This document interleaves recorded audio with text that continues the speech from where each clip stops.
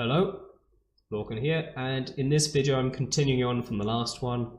We are going to take this basic witch body moving character using move position. There we go, he can jump, he can turn, he can do all the things. And we are going to swap out the model with an animated character, and we're actually going to get those animations applied and working. So let's go. Here I've got my example here. This is my character, Simple Rob. I've already set up all his animations here. I'll go over how to set these things up, but for now let's drag him into the scene. There we go, he's in the same spot. I'm going to add a witch body to him. I'm going to do the same settings as before, freeze the rotations, turn off the gravity because our script has its own thing for gravity. And I'm going to add a capsule collider. Now Rob's a bit thinner than the other guy, so, and he's also, let's actually move them side by side. Unlike the first one, as most player character models actually are, his pivot's at the floor at his feet, so I actually need to set the collider, offset it by the height by at least one. They're going to increase the height. Get it down, so there we go. That will actually come into our script, but I'll discuss that when that happens. So yeah, let's do that now. So let's immediately get the script working for this guy. So I'm just going to copy the component from the last one. And what you should see is, as I do this, it actually won't work immediately, and I'll go over why.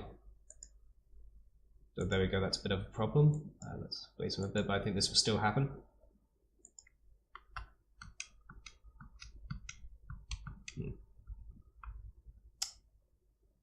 Why are you being a bit...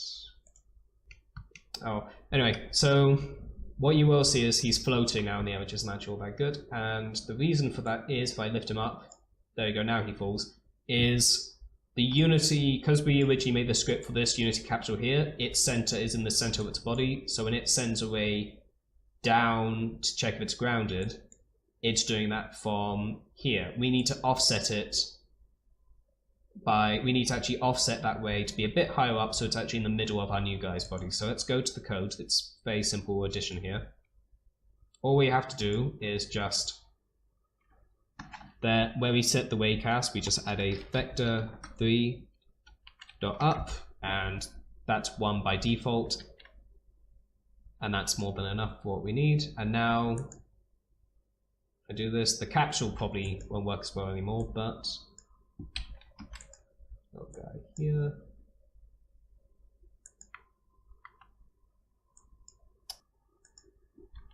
Alright, that doesn't seem to be working exactly as I think it should, so when you have things like that happen, it's good to use debug.raise. Just gonna copy in. If there's ever a time where you have an error with something like vertex directions and like, always use a raycast. Basically, that will always help you actually see what's going on. It's outside of there.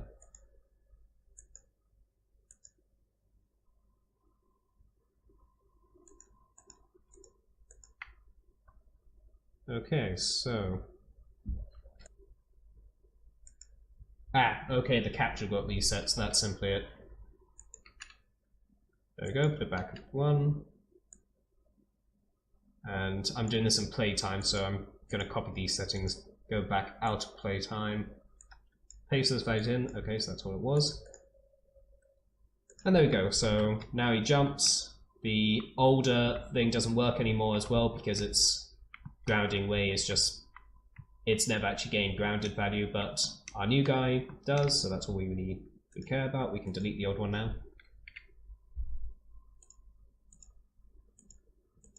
And now, so we've got that working now as we had it before, but now we actually want to get animations in there. So first thing is, I'll go over quickly how you actually get your animations in Unity. So the way I do this is I will have a model with kind of long strips of animations or multiple animations here, which you can, if you go to source take when you're in the animation, you can go through them. So if I go to movements here,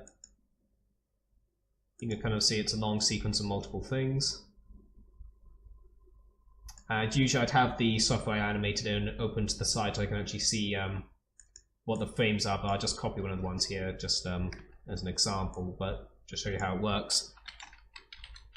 So give it a distinct name so it's easy to find, set it to loop, and I'll just copy the moonwalk one. So I just set the starting frames for my specific sequence I want to take out, the longer one, set my ending times. There you go, got a little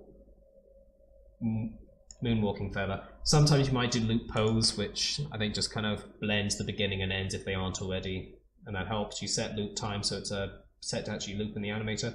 And if I leave this now, ask me to apply. There we go. Along this is where all the animations are kind of stored as smaller bits, and the one I added is, there you go, there at the top. So I've got my guy there, and I'm going to just drag the idle animation. There we go, idle loop. Just going to drag it onto him. That will just make that for me by default. So we're using Mecanim animations here. So that's Unity's, I say new, it's been about for a few years now, but it's newer animating system that lets you blend animations together, manage animating characters a lot better than the older system. So if we go and select Animator now, there we go. And so far we only have the one animation in there, so if I actually were to play the game now, he actually would be animated.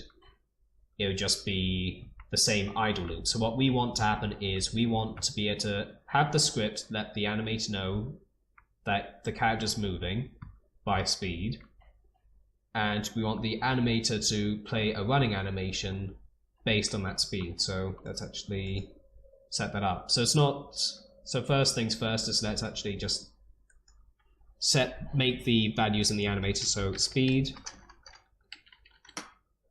And while we're here, we are also going to be implementing jumping. So we're going to add a trigger called jump, and we're going to add a Boolean value called grounded. And these will come up later, so I'll explain when these come up, but... Okay, so let's go into the script. So now we've got these values, let's go into the script, and we're just going to implement the... we're going to implement the running, and we're going to implement the jumping. So, well, actually, we get all this working script-wise, and I'll show it working here and what that's doing. So, let's open up the code. And we need to actually make a reference to the animator, like we did to the ridge body. So I'm just going to do, there we go, animator.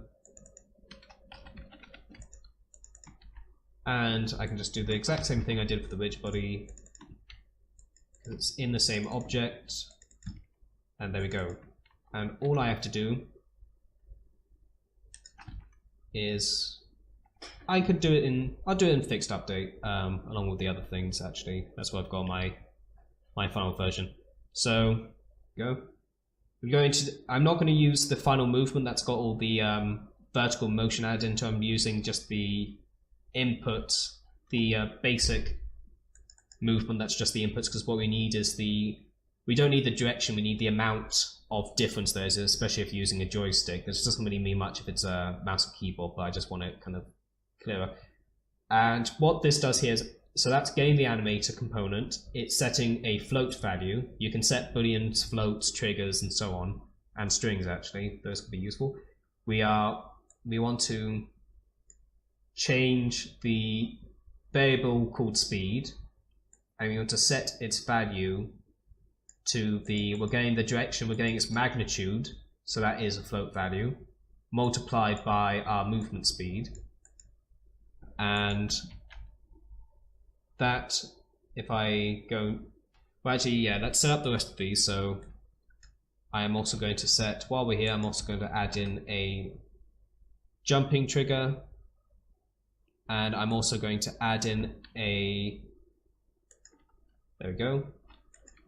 So I'm setting up all the animation things we're going to need really for our script. So we've given this script the ability to let our animator know, is the character currently on the ground, has the player triggered a jump to happen, and what walking speed is the player going at. So now we actually need to make the animator know what to do with that. So first things first, let's add in, drag this more so I can actually see. I'm going to create a blend tree, so you'll see what this is when I open it, so let's open this up. And a blend tree lets you get multiple animations and, as the name implies, blend them together. So if you have a walking and a running animation, you can, instead of just snapping from one animation to another, you can make it slowly kind of merge the two animations together based on a value. So in this case, speed. So I'm going to add, there we go, 2 motions. I'm going to add the, where's my walk? There we go. I'm going to add walk. And I'm going to add this here, which is just the static pose for the character. Now, I think because the static pose is actually got a shorter frame rate, it's going to actually shuffle very quickly in the blending, as you can see here.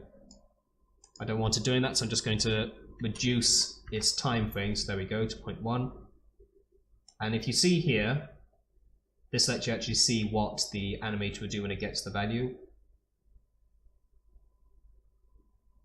Go check that. So there, we can go from a small shuffle if there's light input to a full on 1, a heavy input, and we can even add, because it's going to go beyond 1 because we added the movement speed into this, we can put the walk animation in again,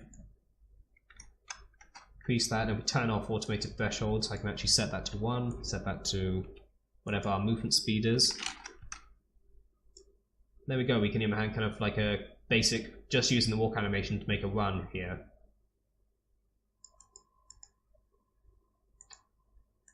So we have the, now we have the part of the animator that can actually take into account running and walking.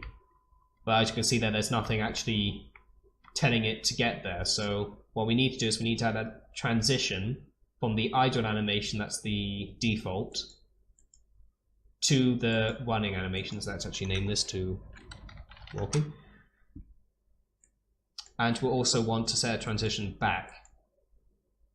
Now we actually need to add some conditions to this, or else it's just going to do this when it finishes this animation. So we want the conditions to be to go from idle to walking. If the speed is greater than 0.1, I mean, you could go smaller than that, but that should be enough. And we turn off has exit time, so we do that immediately when the speed goes up, not when the current animation is finished, and vice versa. Turn that off. If the speed is less than 0.1, we'll turn to the loop animation. So now, there you go. You can see if I move, he is now animated. If I stop, he does his own animation. You can see that there. And if I only move a tiny bit, you can see it's not doing the full walk animation. It's doing kind of a mixture of it and the idle pose. And if I do it fully, it is doing the full on 1. So we've got that working. Now we actually want to add in jumping, because for now he just kind of continues doing his running animation. What we want is when we want it when, you can see it here, we want it that when I press the jumping button, it does the start of the jumping animation. Whilst in the air, it loops through an in-air animation, and when it touches the ground, it goes back to the either the idle loop if there's no movement inputs being given, or to the walking animation if there is. So let us get that set up here. So I'm going to get the jump start. So that's the start of the jumping animation. The jump idle, so that's the middle. And the jump end, which, yep, so that's what we need. So I'm going to start with just making it functional by walking. So going to, again, turn off the exit time. And I'm going to go if the jump, so I don't need to add any extra conditions because trigger is just, again, a single thing that can happen. So if the trigger is set, go to the jump start. From there, go to the jump idle when that animation is finished. So this is a simple transition. We keep exit time on. And then from there, we make a transition to the end. And the condition for that is if grounded is true, it will go, and we're going to set the transition. We want it to be very fast transition. So this here lets you control how much time it takes to blend between animations, and I want it to go immediately from when it gets to the ground to immediately go to the new one. So just reducing that will do that. Goes to the end animation, and then it goes to idle, and we are going to set it so we're going to add an extra condition in. We're going to make it able to transition from ending the jump to going from idle or directly to walking. We're going to add a transition that lets it go from idle to immediately jumping, not just jumping when walking. And as I think you can imagine, it's just the same transition as you'd expect from both of those. And here it's literally just, again, if speed is greater, transition from the end of the jump immediately into walking, and if speed is less, then go immediately from the jump to the idle. And that should all work. There we go. So you'll be able to see it here. When you jump, it goes into the jumping start. It goes through to the idle. Now, because it doesn't jump all that high, you don't really see it stay in the idle too long, but if we have the character falling off a ledge for a long enough time, you would see it. Then it goes to the jump end, and then if I'm inputting in a direction, it will immediately go to the walking, or if I'm not, just go back to the static. On a note of actually, for whoever your animator is, this extra credits for people that watch that program, a very good series on animation. They do discuss when animating jumping, you don't really have too much time to animate at the start of a jump, just because you need to immediately respond to the ground.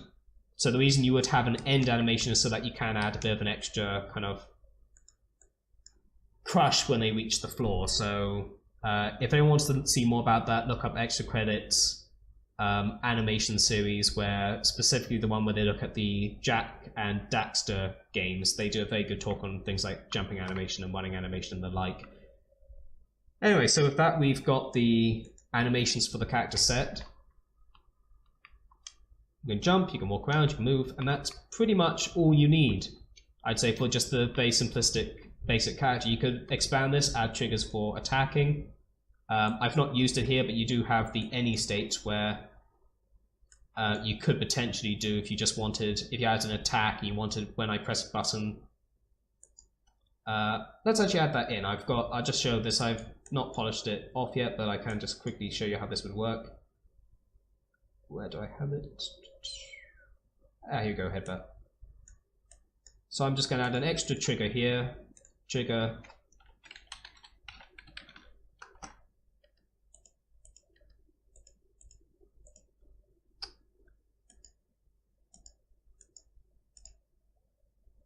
So there we go.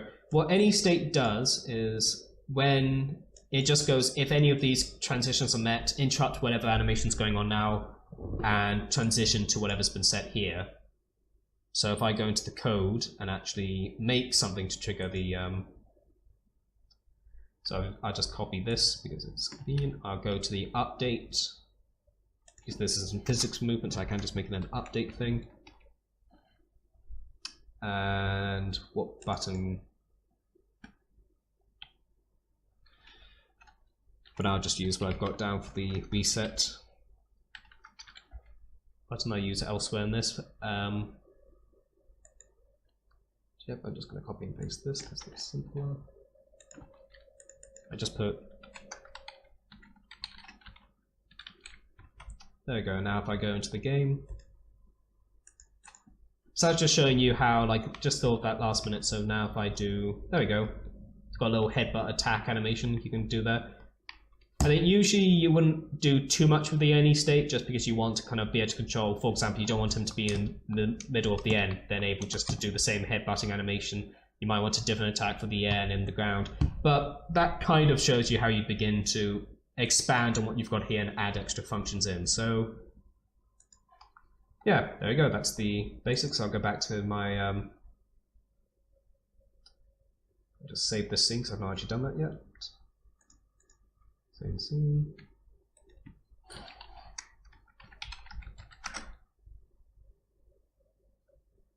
And I've saved the scene and also make a prefab. That's what you usually do. So if you just drag your model into the project somewhere, that's a prefab now. And if I opened up a new scene, dragged it into that new scene, I'd have the same character thing working, all the same settings. And if I update this prefab, it will update all the iterations of that character in different scenes. So it's very useful to do this, always do this for things like players. And let's just go back to the, there we go. And now back to the base scene. So yeah, so now you've got it working the same as the guy here. So yeah, feel free to look at the code. There's one or two small additions. The code's slightly different than what you've seen there, but there's a few additions in the example here that I've decided not to go through, but they are there. If I open up, I'll quickly just walk over what they do. I've got things like, I've changed how the jumping works a bit, so it actually allows for a bit of extra time after you fall off an edge to allow you a bit extra time of being grounded before it actually stops you being able to jump. That's what the changes to this area allow for. So you're free to look at that and try and add that in if you want, but what you've got here should really do just the basics for a basic character if you want it to work. So there's the scene, that's the character. And yeah, I'll be doing more videos that will go over the other examples I've got on this project and different things to think about when designing a character and getting your inputs to work. But yeah, hope that was helpful and good luck making.